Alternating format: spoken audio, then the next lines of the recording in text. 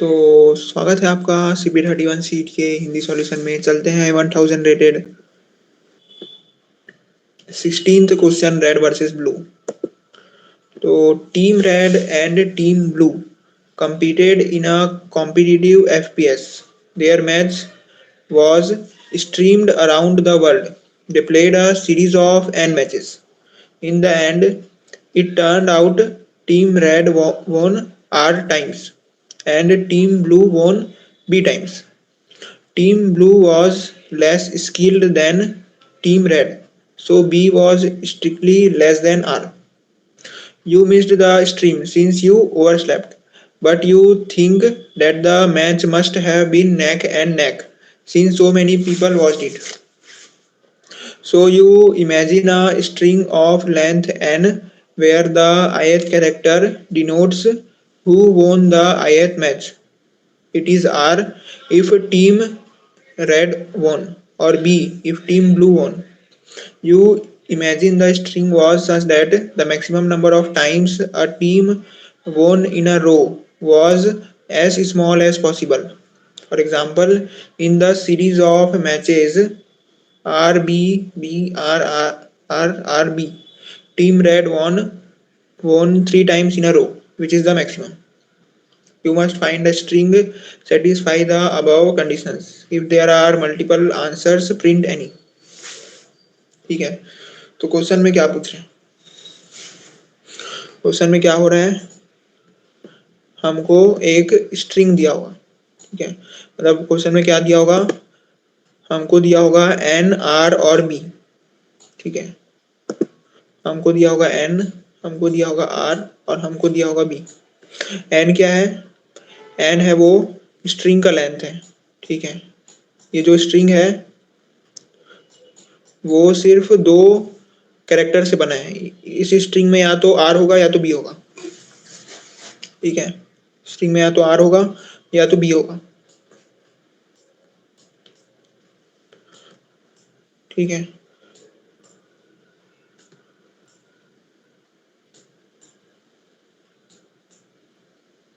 ठीक है, ये जो स्ट्रिंग है वो क्या बता रहा है कि कौन सा टीम कौन सा मैच जीता।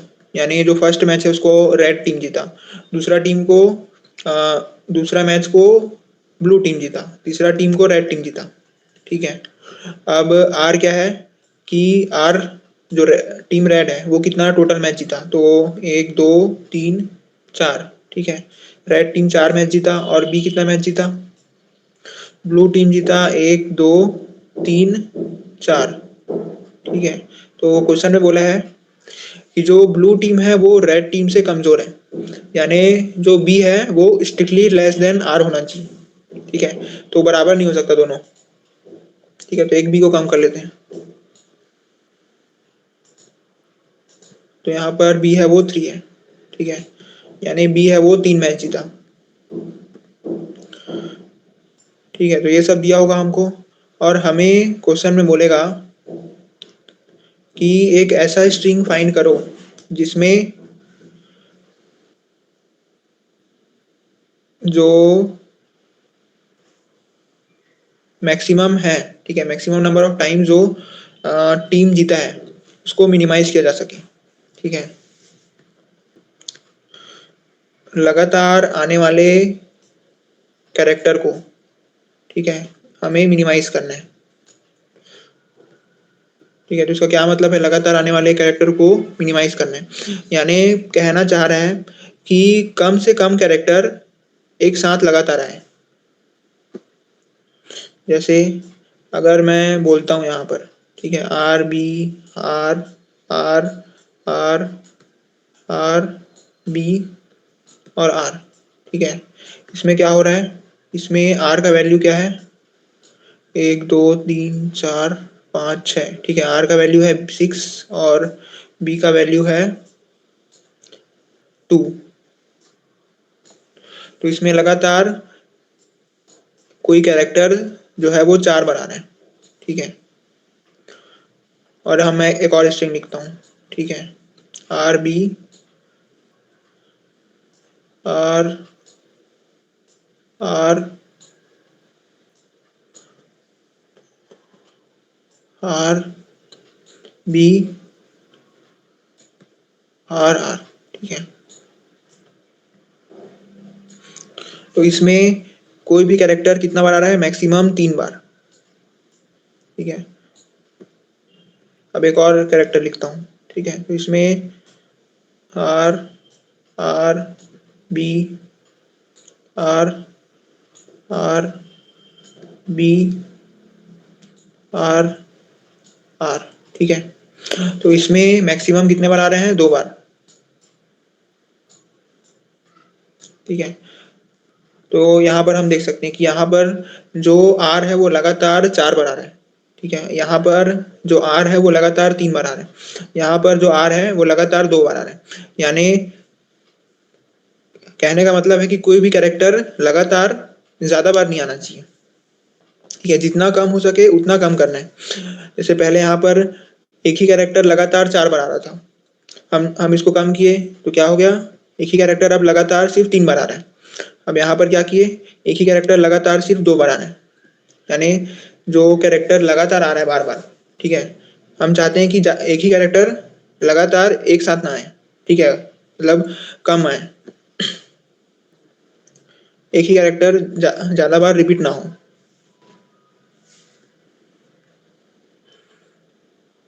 ठीक है। तो हमें ऐसा स्ट्रिंग रिटर्न करना है जो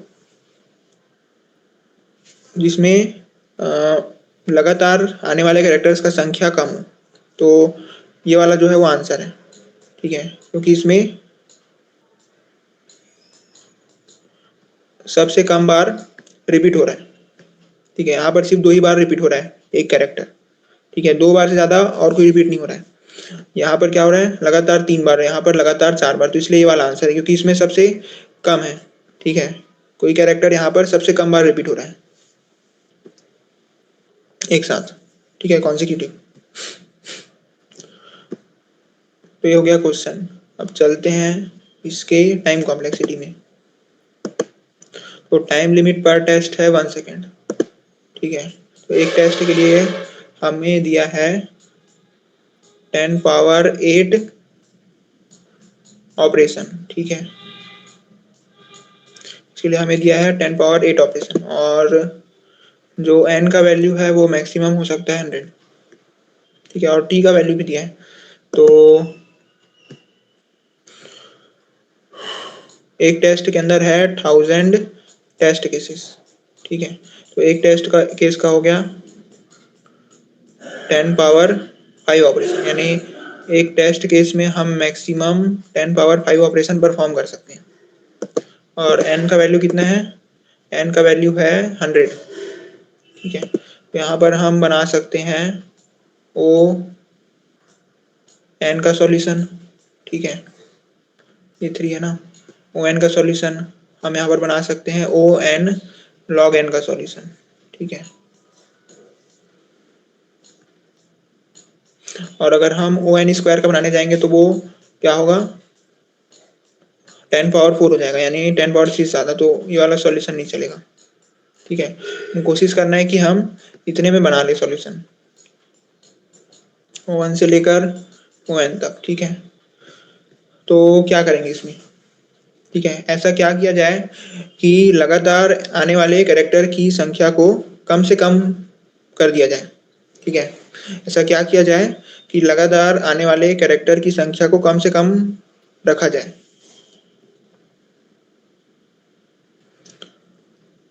तो क्या करेंगे, हमें दिया हुआ है n, ठीक है, हमें दिया हुआ है r, हमें दिया हुआ है b, ठीक है।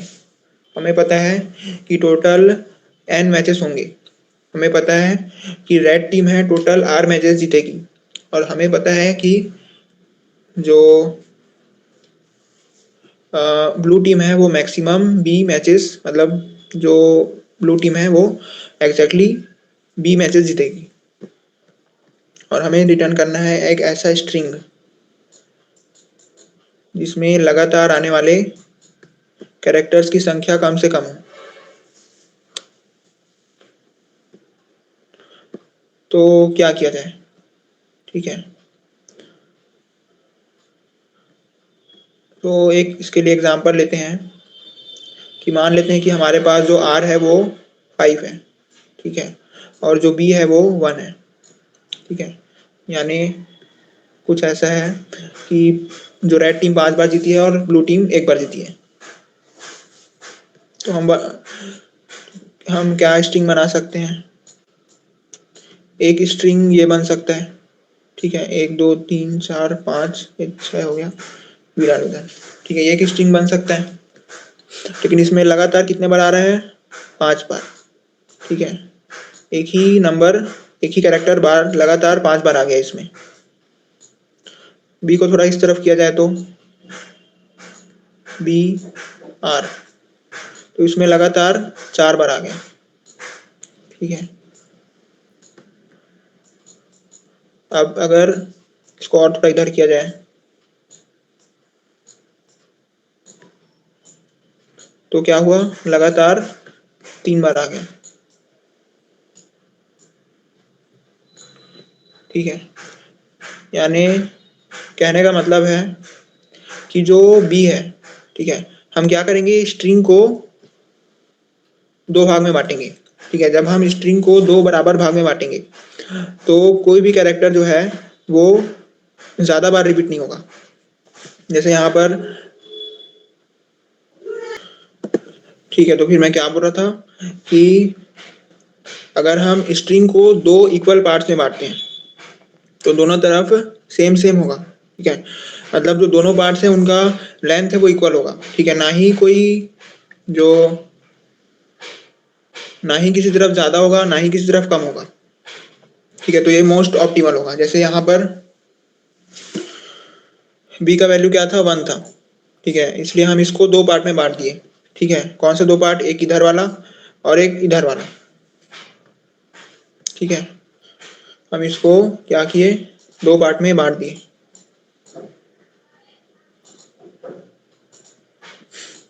ठीक है। ऐसे बोल सकते हैं इसको, ठीक है। 2 पार्ट में बांटने से क्या होता है, 2 इक्वल पार्ट में बांटने से दोनों तरफ बराबर बराबर रहता है। तो ऐसा नहीं होता कि एक तरफ ज्यादा हो जाए या फिर एक तरफ कम हो जाए, ठीक है। जब एक तरफ ज्यादा हो जाएगा तो उसके कारण एक साथ आने वाले कैरेक्टर्स बढ़ जाएंगे, ठीक है। जैसे यहाँ पर जब बी है वो दूर में था, ठीक है, तो यहाँ पर क्या हो रहे थे, 4 आर एक साथ आ रहे थे। जब बी है वो एकदम कोंटा में था, ठीक है, यानी इसमें ऐसा हो गया कि इस तरफ जो लेंथ है वो 0 है और इस तरफ जो लेंथ है वो 5 है, ठीक है। मैं बी को पार्टीशन मान रहा हूँ, तो बी के इस तरफ क्या है, 0 और इस तरफ क्या है, 5। फिर हम जब बी को इधर लाए तो 4 हो गया, उसके बाद 3 हो गया। तो यानी कहने का मतलब है कि जब बी है वो बीच में आएगा, ठीक है, जैसे जैसे बी बीच में आते जाएगा वैसे वैसे दोनों तरफ जो आर है वो इक्वल इक्वल होते जाएंगे, ठीक है। इससे क्या होगा कि जो पार्टीशन है वो लगातार आने वाले आर को काटेगा बीच से, ठीक है, ठीक है। यानी अगर बी इक्वल टू 1 है तो 2 पार्ट्स में बटेगा, ठीक है। अगर बी इक्वल टू 1 है तो हम इसको 2 इक्वल पार्ट्स में बांटेंगे, ठीक है, तो 2 इक्वल पार्ट्स में, ठीक है। तो नंबर ऑफ पार्ट्स जो है वो इक्वल टू होगा b+1,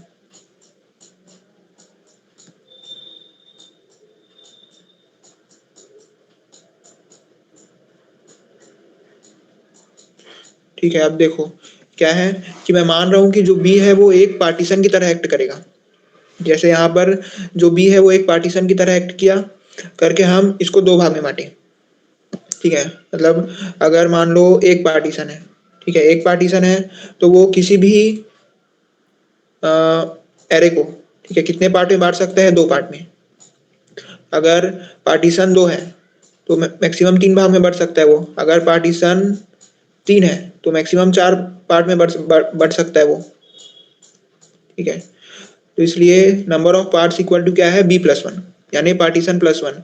मैं बी का यूज पार्टीशन की तरह करूंगा, यानी जो बी है वो एन को इक्वल पार्ट्स में बांटेगा, ठीक है। तो इसलिए जो बी का वैल्यू 1 है तो यहाँ पर 2 पार्ट्स बन रहे थे, ठीक है, बी इक्वल टू 1 था तो 2 इक्वल पार्ट्स बन रहे थे,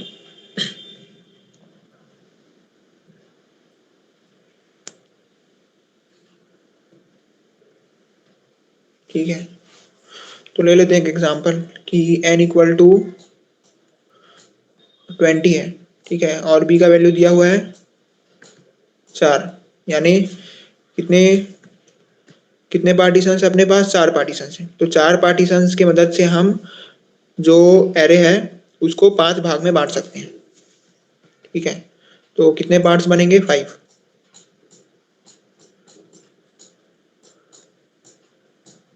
टोटल 5 भाग बनेंगे, जिसमें जो पहला भाग है, ठीक है, कितने भाग बनेंगे? टोटल 5 भाग।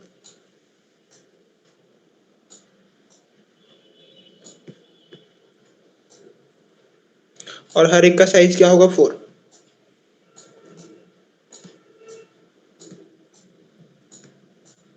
ठीक है, तो ऐसे बनाएंगे।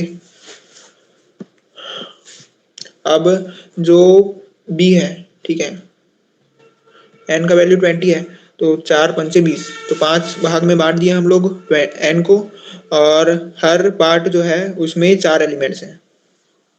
अब इन जो 4 एलिमेंट्स हैं, ठीक है, इसमें एक एलिमेंट b होगा, ठीक है, जो पार्टीशन है वो यहाँ पर है, ठीक है, लेकिन तो इसलिए पार्टीशन के पास में ही b होगा, ठीक है। तो ये एक b बन गया, इधर एक b बन गया, एक b बन गया, एक b बन गया, और एक यहाँ पर भी नहीं आएगा, ठीक है, क्योंकि 4 ही पार्टीशंस हैं तो 4 भी होंगे। तो यानी इन 4 में से 3 जो इन 4 में से एक जो है वो b है, ठीक है, इसके अलावा बाकी के जो 3 है वो r है, 3, ठीक है, ठीक है, ऐसे ही बाकी में भी है।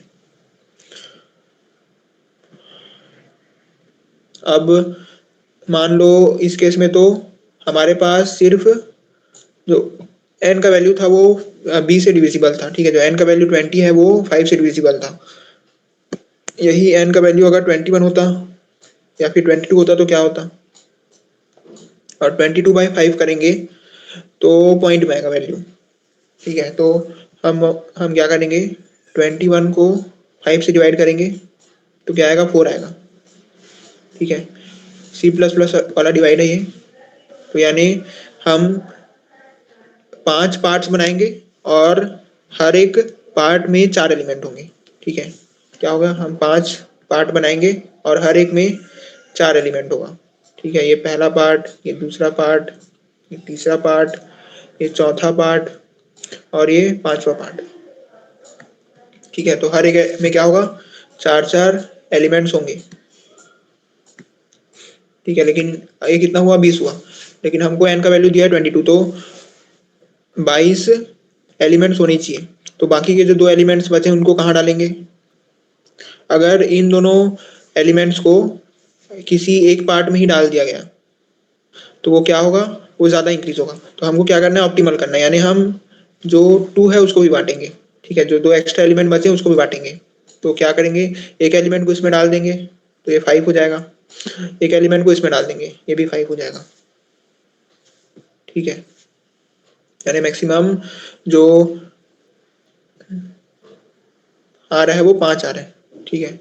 एक एक पार्ट में मैक्सिमम क्या आ रहा है? 5, ठीक है, और एक साथ कितने आर आ रहे हैं? 4, क्योंकि इसमें बी भी होगा एक,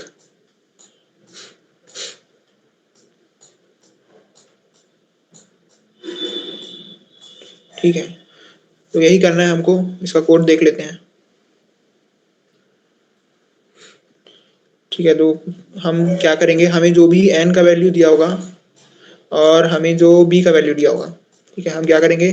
सबसे पहले n/b करेंगे, इससे हमें पता चलेगा कि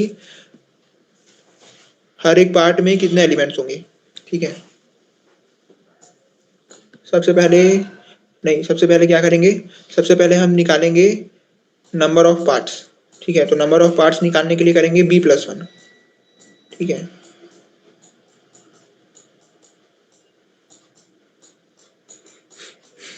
ठीक है, इससे पता चलेगा कि एरे को कितने पार्ट्स में डिवाइड करना है। इसके बाद जब हम इसके बाद हम n/b+1 करेंगे तो हमको पता चलेगा कि एक पार्ट में कितने एलिमेंट्स हैं, और फिर n/b+1 करेंगे, जिससे पता चलेगा कि कितने एलिमेंट्स बच गए। ठीक है, यानी हमने 5 पार्ट्स बनाए थे, हर एक में 4-4 एलिमेंट्स डाले। उन 4-4 एलिमेंट्स को डालने के बाद भी कुछ एलिमेंट्स बच गए, तो उनको निकालने के लिए हम n mod b+1 करेंगे। ठीक है, अब फिर उन जो पार्ट्स हैं उनको भी एरे में डाल देंगे। ठीक है, लाइन से, स्टार्टिंग से, जैसे यहाँ पर किए। यहाँ पर टोटल 5 पार्ट्स बने और हर एक पार्ट में 4 एलिमेंट्स थे। उसके बाद भी 2 एलिमेंट्स बच गए, तो उन दोनों एलिमेंट्स को हमने स्टार्टिंग के 2 पार्ट्स में डाल दिया। ठीक है, तो सेम जो क्वेश्चन होगा उसमें भी हम यही करेंगे। ठीक है, अब इसका कोड देख लेते हैं।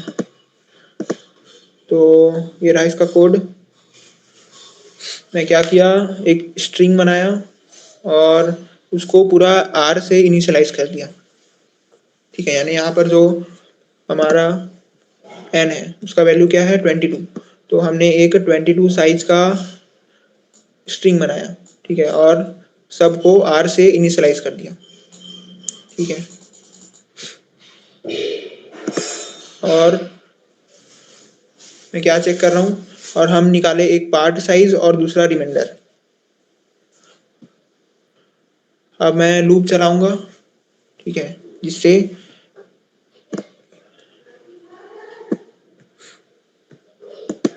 ठीक है, मैं लूप चला रहा हूँ b को डालने के लिए, क्योंकि अभी तो जो स्ट्रिंग बना है उसमें सिर्फ r ही आ रहा है, b तो है ही नहीं। तो जो b है उसको भी डालना पड़ेगा कहीं पर। तो b को कहाँ कहाँ पर डालेंगे, लास्ट में। ठीक है, जो पार्ट है, जो भी पार्ट है उसके लास्ट में। ठीक है, तो उसके पास जो भी पार्ट है उसके लास्ट में हम क्या कर रहे हैं, ऐसा इक्वल टू b कर रहे हैं और स्ट्रिंग को सी आउट कर रहे हैं। ठीक है, तो इसका जो टाइम कॉम्प्लेक्सिटी होगा वो होगा ON। ठीक है, इसका जो टाइम कॉम्प्लेक्सिटी होगा वो होगा ON। इसका जो टाइम कॉम्प्लेक्सिटी ON भी नहीं होगा।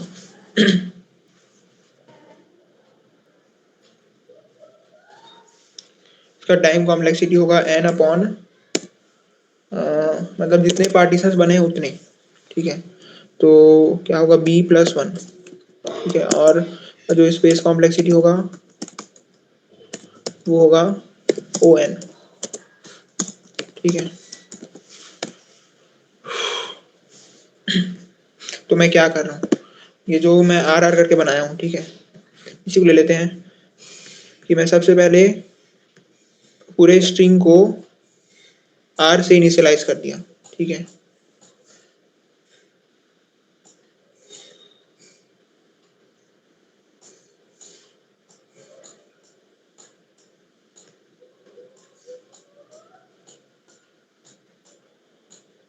उसके बाद क्या कर रहा हूँ मैं, जो लास्ट में R को चेंज करके B कर रहा हूँ, यानी यहाँ पर भी हो गया, यहाँ पर भी हो गया, ये भी हो जाएगा, फिर ये भी हो जाएगा, ये भी हो जाएगा। ठीक है, यानी एक एक पार्ट में एक एक बार जा रहा हूँ और उस पार्ट का जो लास्ट एलिमेंट है उसको मैं B कर दे रहा हूँ। ठीक है, तो ये हो गया इसका सॉल्यूशन। Thank you.